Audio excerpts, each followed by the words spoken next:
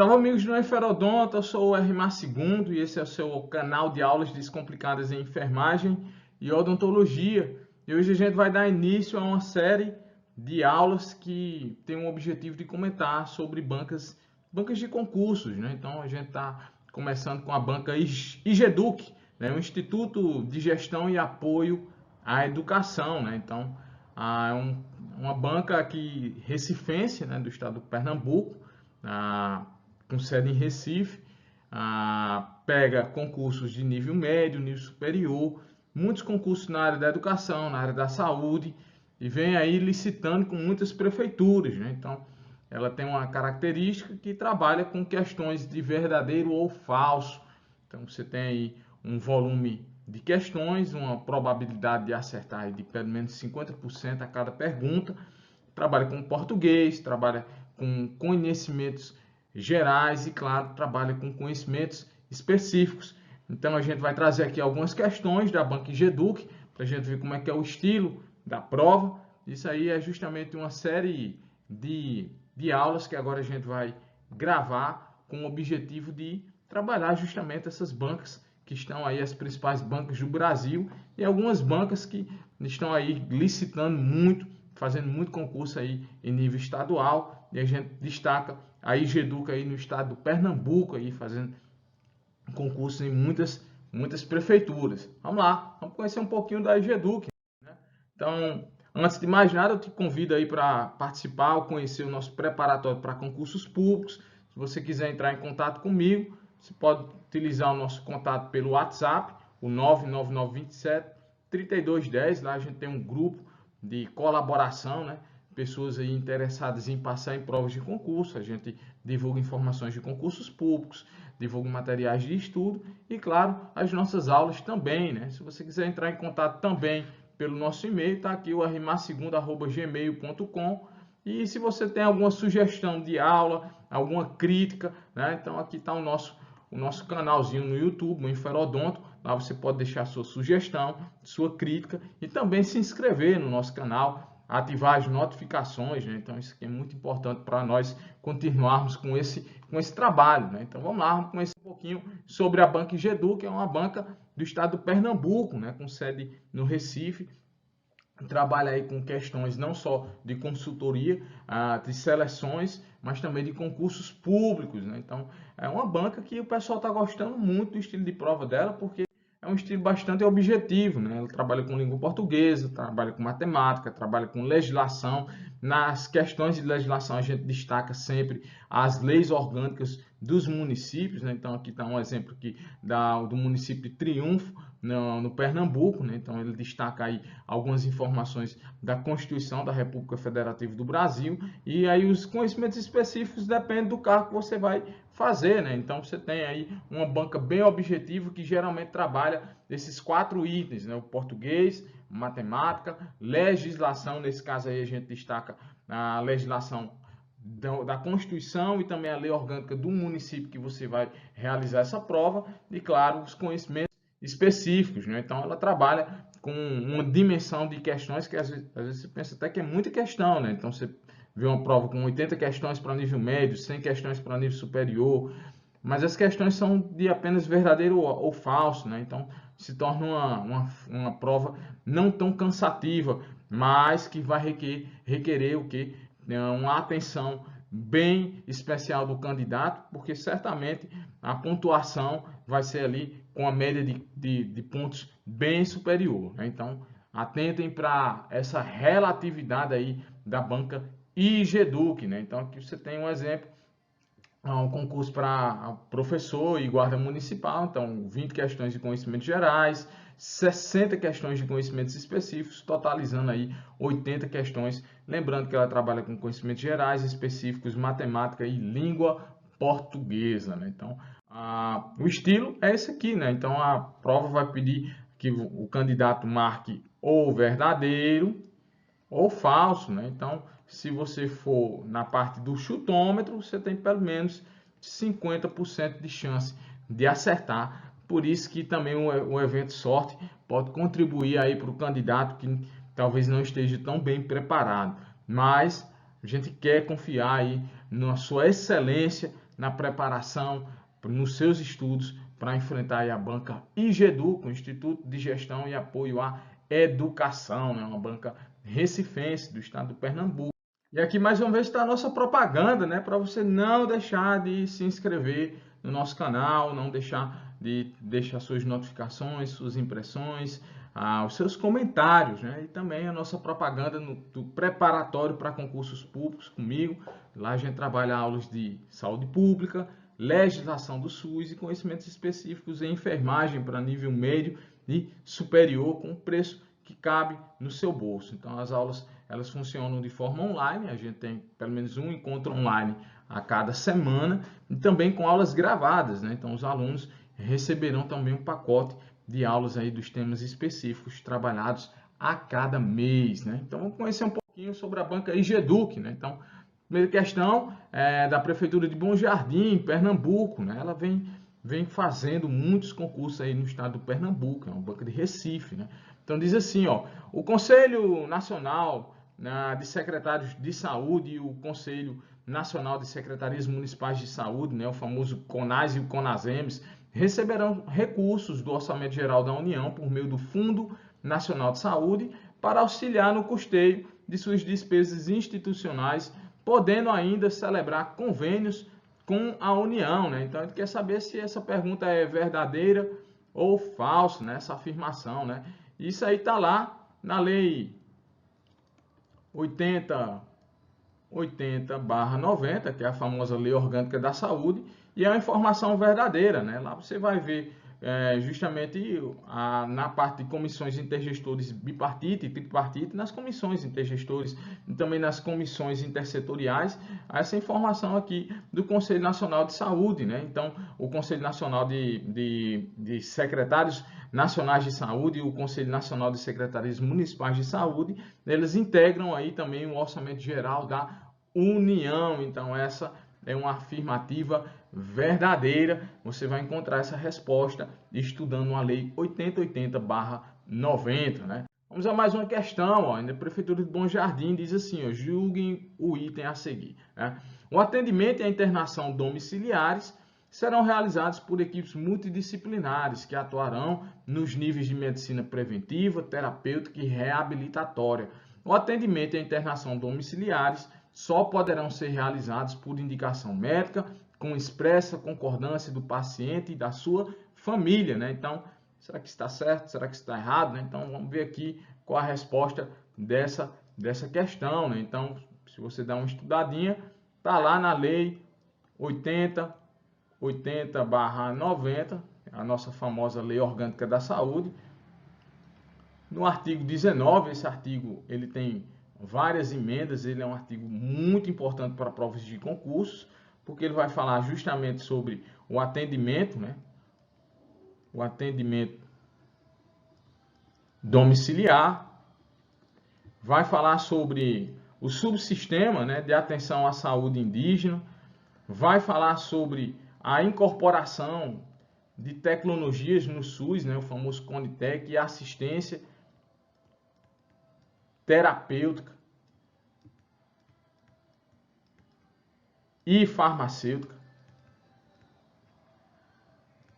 integral do SUS, e vai falar também de outro artigo muito importante, que é o direito das mulheres, né? Direito de acompanhante no processo de parto, pós-parto e também pré-parto, né? Então, naquela parte ali inicial de admissão, ou seja, o direito de escolher o seu acompanhante. Então, tudo isso está lá no artigo 19 da Lei 8080/90. E, claro, essa questão versa sobre atendimento domiciliar. E para que se haja o atendimento domiciliar, tem que haver concordância da família, do paciente e indicação médica, né? Os serviços de atendimento domiciliar são realizados justamente por uma equipe multidisciplinar, né? Que vão trabalhar, sim, na medicina preventiva, terapêutica e reabilitatória, né? Quando a gente fala em equipe multidisciplinar, a gente está falando em médicos, enfermeiros, assistentes sociais, fisioterapeutas, nutricionistas. Isso vai requerer a complexidade do paciente, né? Então, a nossa segunda questão, ela está o quê, gente? Verdadeira, né? Vamos a mais uma mais uma questão da banca IGEDUC, né? A terceira questão diz assim, ó, os serviços de saúde, julguem o item a seguir, né? Os serviços de saúde do Sistema Único de Saúde, da rede própria ou conveniada, ficam facultados a permitir a presença junto à parturiente de um acompanhante durante todo o período de trabalho de parto, parto e pós-parto imediato, né? O acompanhante será indicado pela parturiente. Gente, questão também está lá no artigo 19 da Lei 8080/90, né? Então fala sobre justamente o direito de acompanhar, né? De ter um acompanhante dessas mulheres, né?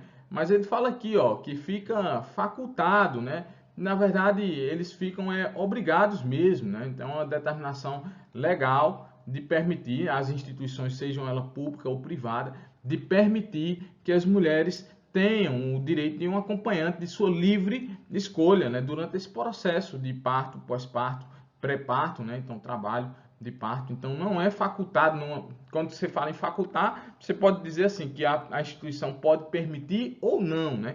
E, na verdade, é uma determinação, é uma obrigação. Inclusive, vai estar dizendo que esse direito dessas mulheres devem estar em locais visíveis, expostos, para que as pessoas, a população, tenham conhecimento desse direito, né, de prerrogativa aí conferido pela Lei Orgânica da Saúde, a Lei 8080/90, né? Então, o terceiro item também está falso, nesse caso aqui está falso porque ele falou, quase que eu diga a resposta errada, né?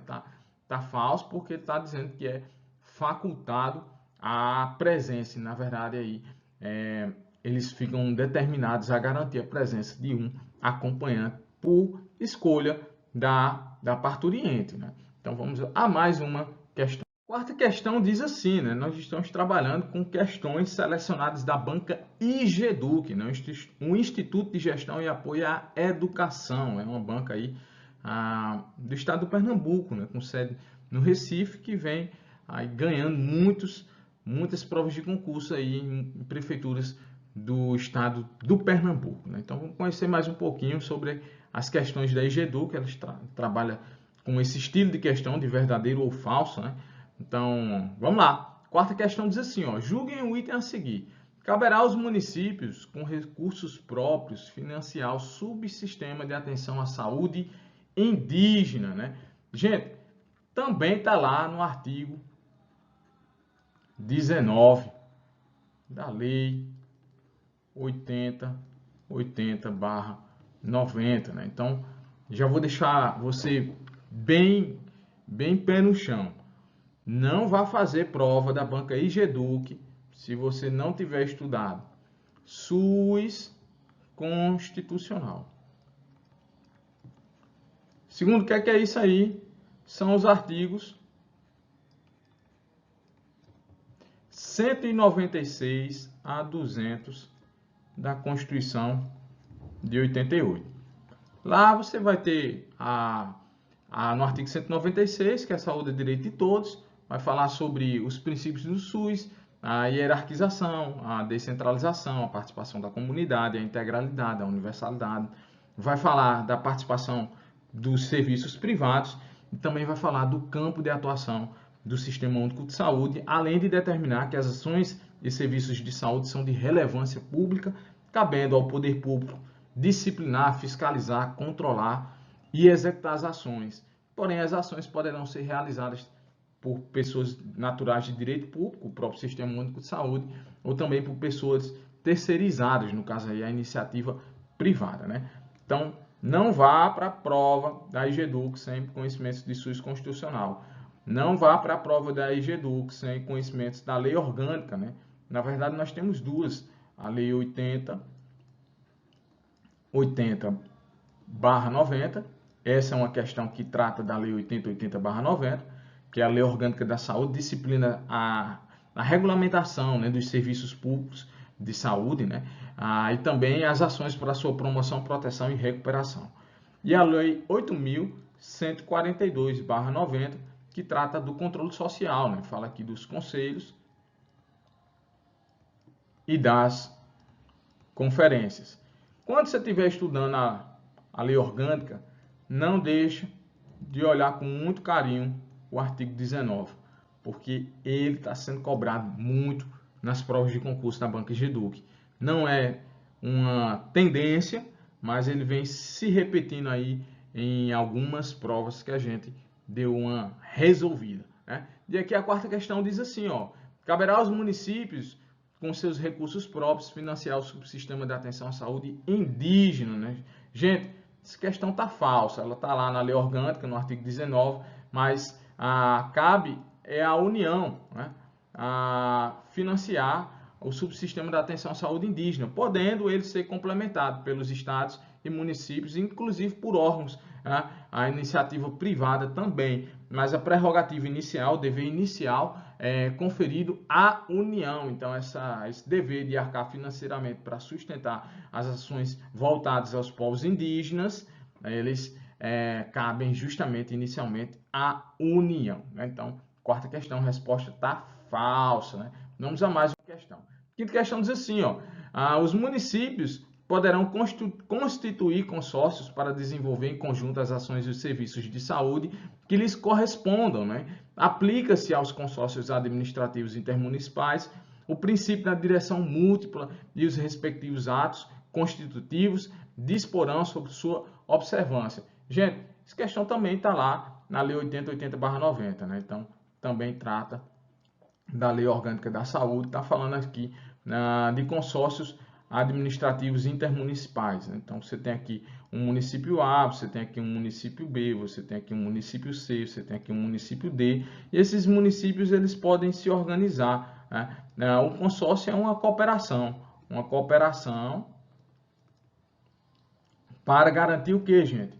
A integralidade, né, da assistência às pessoas, para que as necessidades de saúde das pessoas possam ser atendidas de forma integral, em todos os níveis de complexidade, né? Seja no nível primário, seja no nível secundário, seja no nível terciário. Quando a gente pensa em consórcio administrativo, a gente está pensando mais na atenção secundária, né, e terciária, ou seja, na fração especializada, né? Então, porque o nível primário de saúde, a atenção básica à saúde, deve ser ofertado 100% por todos os municípios, né? Então, quando você pensa aí, é mais nos serviços secundários e a atenção também terciária, ou seja, a atenção especializada. O que é um consórcio? É uma cooperação, é um acordo, é uma união de força entre esses municípios para que possam arcar com as despesas e ofertar serviços de forma integral à sua população. Então, geralmente, se escolhe o município mais bem paramentado, né? E os outros municípios de porte menor, geralmente esses municípios têm que ter uma coincidência geográfica, ou seja, serem municípios limítrofes, que haja uma proximidade para justamente facilitar o deslocamento dessas pessoas, e se escolhe o município mais bem equipado, e esses outros municípios realizarão ou contribuirão com parcelas de investimento, né, na rede de fração especializada, e a partir dessa contribuição, dessa ajuda, nesse município mais bem desenvolvido, mais bem, vamos dizer assim, com um aparato melhor, uma rede de atenção à saúde melhor, mais qualificada, né, com oferta de mais serviços de saúde. Então, esses municípios menores, eles vão contribuir com parcelas financeiras, com recursos, né?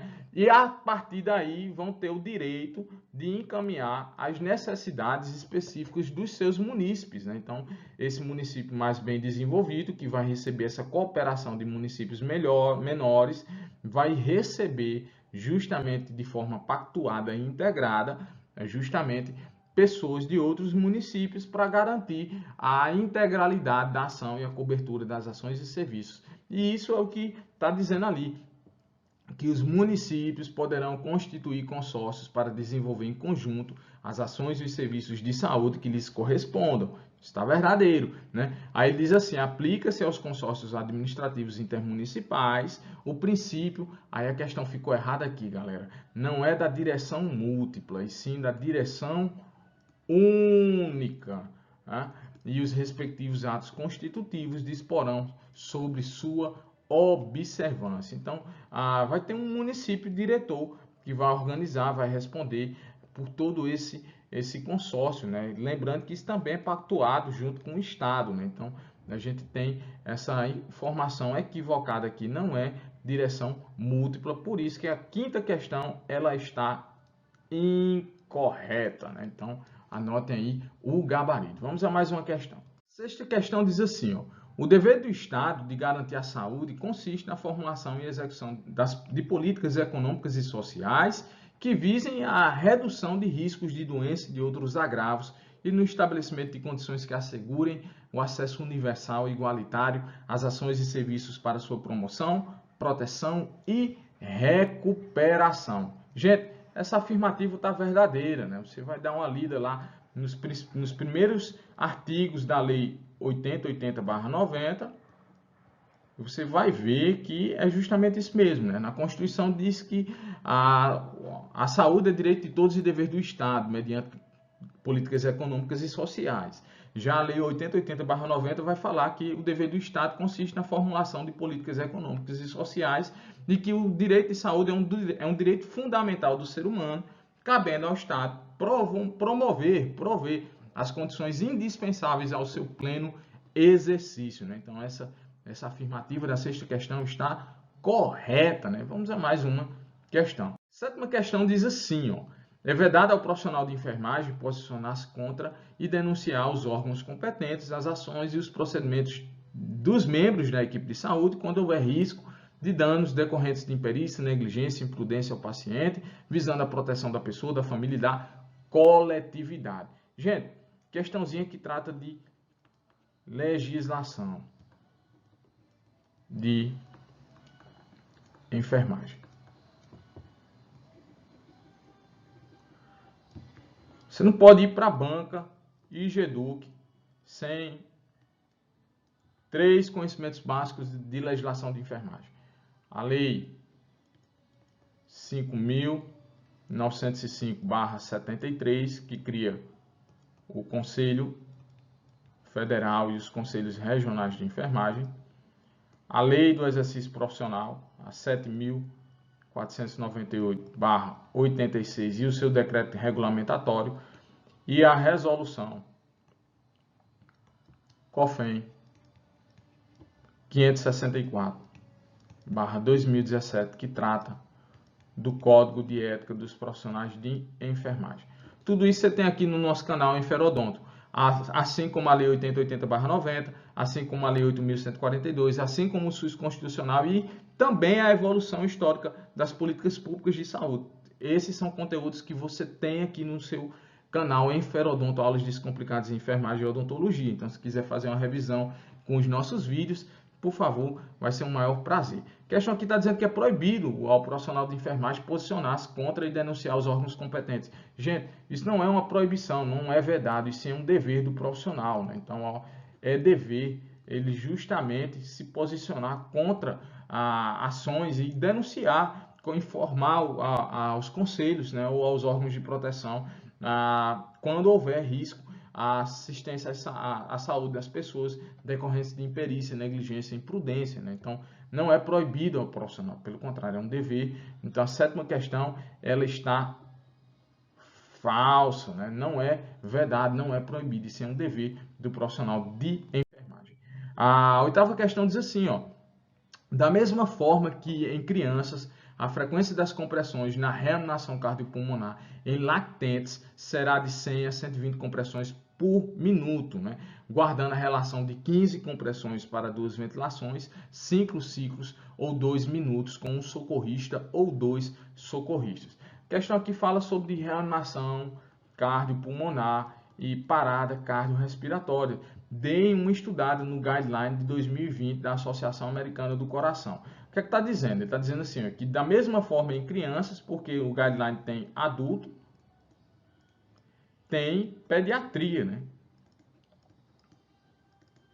Então, diz que da mesma forma em crianças, a frequência das compressões na reanimação cardiopulmonar em lactentes, né? Então, você tem lactente e criança, a lactente vai até 2 anos de idade, né? Então, a mesma frequência de compressões na reanimação cardiopulmonar em lactentes será de 100 a 120 compressões, guardando a relação 15 compressões para 2 ventilações, 5 ciclos ou 2 minutos, com um socorrista ou 2 socorristas. Gente, errou aqui, certo? Então, assim, a frequência de compressões é essa mesmo, né? Então, de 100 a 120 compressões em 1 minuto. Só que, se você tiver com um socorrista, você vai fazer 30 compressões para 2 ventilações.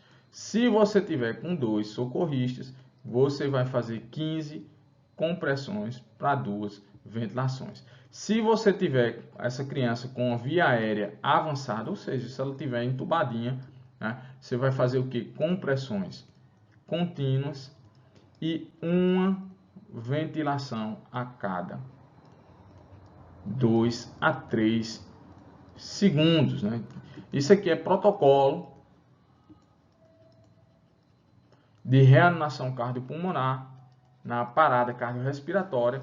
Vocês dêem uma revisada lá no guideline de 2020 da Associação Americana do Coração e também nas diretrizes do suporte básico de vida e suporte avançado de vida do Ministério da Saúde, né, do protocolo SAMU 192, né? Porque essas são questões que versam e caem muito na EGEDU, questões de RCP, principalmente aí provas de nível superior. Então, não vão deixar aí de estudar, fazer uma revisão sobre parada cardiopulmonar e, claro, protocolo de reanimação cardiopulmonar. Então, aqui a questão está falsa, né? Por causa disso aí. Atente, foi uma questão muito específica aí da banca EGEDU, que pegou lá do fundo do baú, né? Então, oitava questão, resposta falsa. Nona questão diz assim, ó, no contexto da síndrome congênita associada à infecção pelo Zika vírus, a transmissão vertical da gestante para o embrião ou feto ocorre durante a gestação e após o nascimento através da amamentação. Neste último caso, é recomendada a suspensão do aleitamento materno. Então, a questão aqui fala de arboviroses. A gente tem aula no Inferodonto de arbovirose, né? Então, aqui você tem dengue, você tem chikungunya, você tem Zika vírus. Todas elas são de transmissão vetorial, mas elas também podem ser por transfusão hematogênica, ou seja, hemotransfusão, e pode ser também de transmissão no parto, né? Vertical, especialmente aí o Zika, que pode ser em qualquer fase gestacional. Porém, a gente não tem a transmissão horizontal. Essa é a transmissão feita através do aleitamento materno. Então, nem chikungunya, nem dengue, nem zika vírus são transmitidos às crianças através do leite materno. No zika vírus, a gente ainda pensa em outra forma de transmissão, que é a sexual, né? Então, o vírus zika ele pode ser eliminado no sêmen ou em fluidos da mulher, né? Então, fluidos genitais. A gente não tem especificamente por quanto tempo ele pode eliminar, então é considerado também uma infecção sexualmente transmissível apenas o Zika vírus. E aqui no caso ele informa que o Zika é transmitido através da amamentação, então essa resposta ela é incorreta porque não tem nessas arboviroses a transmissão. Tem a vertical, que é através do canal do parto ou transplacentária, mas não através do leite materno. Décima questão. A décima questão fala o seguinte: a gravidade do trauma crânioencefálico, TCE, pode ser avaliada através da escala de coma de Glasgow, né? É classificado como vítima de TCE moderado, então está falando aqui vítima de TCE moderado, o paciente que apresenta a escala de coma de Glasgow entre 14 e 15, né?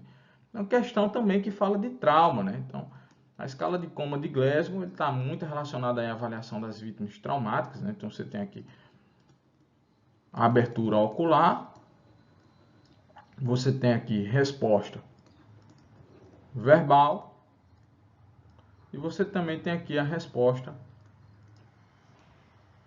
motora, né? Você vai fazer um score entre 3 a 15 pontos, né? Então, dentro desse score você vai ter aqui a classificação. Vítimas são classificadas como trauma leve, né? Então, ele está aqui num score de 13 a 15 pontos, né? vítimas com score que é chamado de moderado, né? Então, vítimas aí que requer uma observação mais intensa, né? Então, está no score de 9 a 12 pontos, né? E as vítimas graves, elas estão com um score menor que 8 pontos, né? Então, você tem aqui um score entre 3 a 8 pontos. Segundo, não tem score 0 na escala de coma de Glasgow, né? Então, isso aqui é uma pegadinha que cai em muitos concursos, né? Então, a variação da pontuação ela vai de 3 a 15 e você ainda tem uma escala de coma de Glasgow com a avaliação pupilar, né? Então, você tem aqui a fotorreação pupilar, né? Se as duas pupilas reagem, você tem score 0. Então, você não diminui nada da escala de coma de Glasgow. Se apenas uma pupila reage, né? Então, uma pupila fotorreagente, você diminui 1 ponto da escala de Glasgow, né? Então, de repente, na escala inicial, você tem ali 13 pontos, né? Então, só teve uma pupila reagindo, caiu para 12, né? E se as duas pupilas não estiverem reagindo, tá? Duas pupilas sem fotorreação, então você vai aqui, ó, diminuir 2 pontos da escala de coma de Glasgow, né? Então, que passou menos 2, você passou para 11 pontos, né? Então, você tem a avaliação diferenciada aí com a escala da avaliação pupilar. No caso aqui, a questão diz que ele estava com um Glasgow em torno de 14 a 15, e ele deu uma informação de um trauma moderado, e aí pela nossa mensuração, na verdade, esse paciente deveria ser classificado como um trauma leve, né? Então, a resposta da 10ª questão é o que, ó? Falsa. Vamos a mais uma questão. 11ª questão diz assim, ó, são consideradas infrações moderadas as que provocam perigo de morte, debilidade permanente de algum membro, sentido ou função, dano moral irremediável na pessoa ou ainda as que causem danos mentais, morais, patrimoniais ou financeiros, né? Então, ele está dizendo aqui que são consideradas infrações moderadas e ele dá aí essa definição, né? Então, essa é uma questão que fala sobre o Código de Ética dos Profissionais de Enfermagem, né? Você tem aqui infrações que elas são consideradas leves, né? Você tem aqui infrações que são consideradas moderadas. Você tem infrações que são consideradas graves e você tem infrações que são consideradas gravíssimas. As infrações leves, galera, elas não provocam nenhum dano às pessoas ou quando provocam são danos financeiros, materiais, né? Então tá aqui, ó, materiais. Ou a honra, né? Honra, psicológico, né? Social. Não só as pessoas, mas também as instituições, né? As infrações moderadas, elas causam algum dano ao corpo, né? Membro, sentido, função, mas ele é temporário. As infrações graves, elas causam o quê, ó? Risco, perigo. De que, gente? Infelizmente, de morte. E as infrações gravíssimas, nesse caso, acontece o quê? A morte, né? Então, ele está dizendo aqui que são consideradas infrações moderadas as que provocam perigo de morte, né? Então, conforme a resolução 564 de 2017, as que causam perigo de morte são consideradas o quê? Infrações graves. Se acontecer morte, vai ser infração gravíssima. Então, a 11ª questão está incorreto, né? E, mais uma vez, fala sobre Código de Ética dos Profissionais de Enfermagem. Vamos a mais uma questão. Diz assim, ó, o profissional de enfermagem não pode disponibilizar o acesso às informações e aos documentos das pessoas que não estão diretamente envolvidas na prestação da assistência à saúde do paciente, exceto quando autorizado pelo próprio paciente ou por seu representante legal ou por determinação judicial, né? Então, isso também está lá no Código de Ética e está verdadeiro, né? O profissional de enfermagem ele tem o dever de zelar aí pela informação do paciente, né? Então, nós trabalhamos com segredo e sigilo profissional, inclusive das informações no prontuário, e só vai ter acesso a essas informações os profissionais de saúde, ao próprio interessado, o paciente ou seu representante legal, ou por ordem judicial. Então, claro, a gente não vai disponibilizar o acesso a informações e a documentos às pessoas que não estejam diretamente envolvidas na prestação da assistência. A 12ª questão está corretinha, né? A 13ª diz assim, ó: a avaliação primária é um processo ordenado para identificar e corrigir de imediato os problemas que ameaçam a vida no curto prazo. Quais são os problemas que ameaçam a vida? Né? Que interrompam a circulação, a função neurológica e, claro, a respiração. Né? A ênfase nessa medida é na avaliação rápida, o X, A, B, C, D, E do trauma. O X descreve a necessidade de conter imediatamente hemorragias exsanguinantes antes mesmo de iniciar a abertura das vias aéreas. Né? Então, a questão fala sobre protocolo de avaliação primária à vítima. E aí nós temos o famoso XABCDE. Tem aula aqui no Enferodonto sobre isso, sabe? A avaliação à vítima clínica e traumática. E claro, o X ele fala justamente da contenção de hemorragias importantes, né? Exsanguinantes, que podem o quê? Levar a um estado de choque hipovolêmico rapidamente, né? Então, resposta da 13ª questão é verdadeiro, né? O X corresponde à contenção das hemorragias exsanguinantes, e você tem aula aqui no Enferodonto sobre esse tema. Mais uma questão, diz assim, ó: a prevenção do Zika vírus deve incluir o combate ao vetor e o uso de repelentes. Um cuidado especial deve haver em relação às gestantes em razão do risco de malformações congênitas, reforçando as medidas de proteção individual, né? Utilizar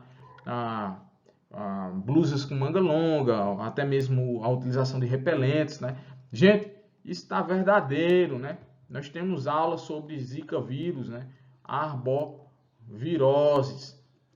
Não só Zika, mas dengue e chikungunya aqui no seu Enferodonto. E não vai para a prova da IGEDUC sem conhecimento de arbovirose, certo? Então dá uma revisada aí sobre dengue, chikungunya e Zika vírus. Se quiser, revisa aqui com as nossas aulas no Enferodonto. Eu faço convite também. Arbovirose é tema, pessoal da enfermagem aí, do nosso preparatório para concursos públicos, lá com o professor Hermar II, mensalidade que cabe no seu bolso.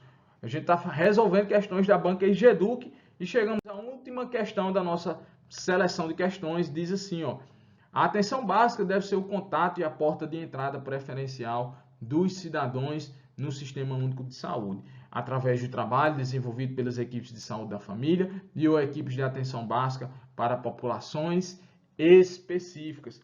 A questão fala aqui de Política Nacional da Atenção Básica, a portaria do Ministério, né?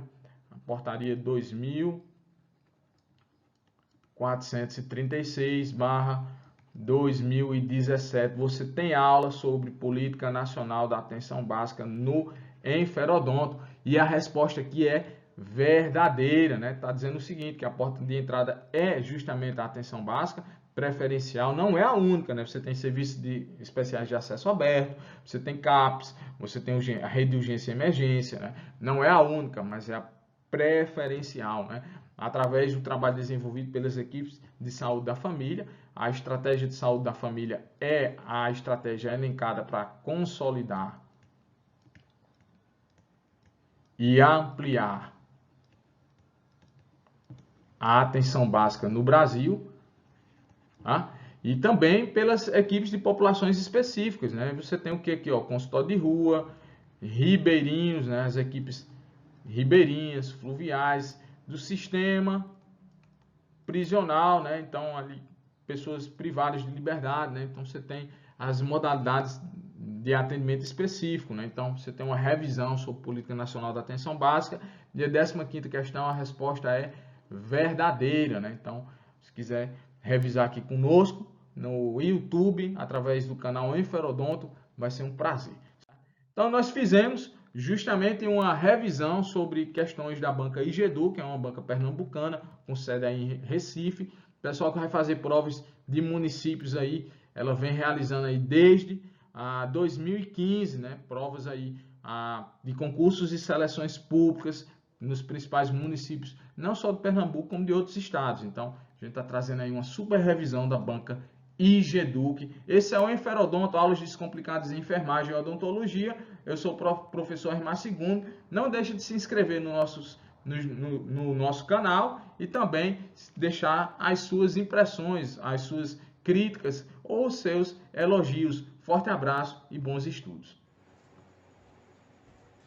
E aí galera, se você gostou do vídeo, então não deixe de se inscrever no canal, ativar o sininho, deixar seu like, seus comentários. Isso vai ajudar bastante a nós do canal trabalharmos para mais conteúdos em Enferodonto com vocês, aulas descomplicadas.